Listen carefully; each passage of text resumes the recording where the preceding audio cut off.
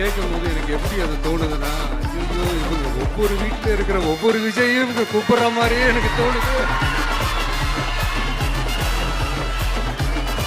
அப்படிதான் எனக்கு தோணுது. அதனால பொருங்க வருவாங்க, முறையா வருவாங்க.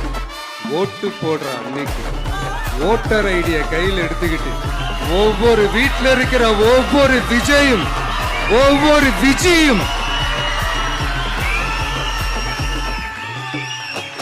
பூத்து பூத்தா காலையிலேயே வந்து நிப்பாங்க பாருங்க. அன்னைக்கு தெரியும் பாருங்க, ஏண்டா இந்த விஜய கூப்பிட்டோம்.